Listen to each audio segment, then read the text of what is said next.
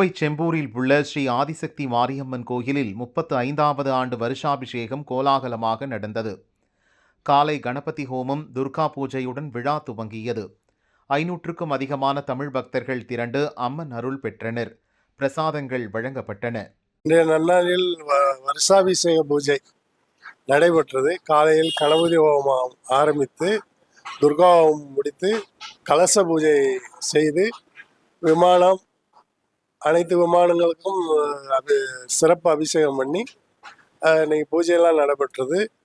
அன்னதானம் திரளாக வந்திருந்த 10,500 பேருக்கு அன்னதானம் வழங்கப்பட்டது, பிரசாதமும் வழங்கப்பட்டது.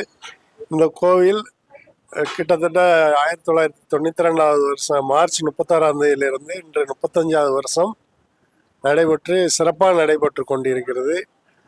அம்மன் திருவருளால் எல்லா பூஜைகளும் சிறப்பாக நடைபெற்று கொண்டிருக்கிறது.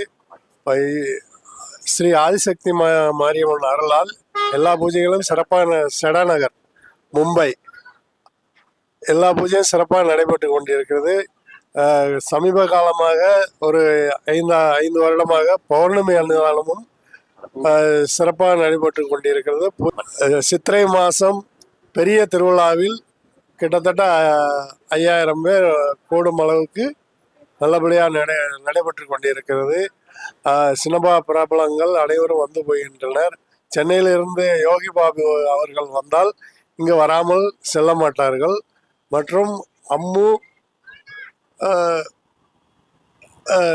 நடிகர்கள் எல்லாம் வந்துட்டு போயிட்டு இருக்காங்க. ரொம்ப சக்தி வாய்ந்த அம்மன். எல்லாம் யார் என்ன நினைத்து கொண்டு இங்கே வந்தாலும் சிறப்பாக நிறைவேற்றி தருகிறார்கள் ஸ்ரீ ஆதிசக்தி மாரியம்மன் கோவில். இன்னைக்கு வருஷாபிஷேகம், காலை கணபதி ஹோமம் நடந்தது. 35 வருஷம் ஆச்சு இந்த கோவில் கட்டி. நாங்கள் எல்லாரும் ராகுகால பூஜை பண்ணுறோம். எல்லாம் செவ்வாய்க்கிழமை ராகுகால பூஜை, வெள்ளிக்கிழமை ராகுகால பூஜை பண்ணுறோம். இந்த அம்மாவில் நினச்சி வர்றவங்க எல்லாத்தையும் நிறைவேற்றி கொடுத்துருவாள் அம்மா.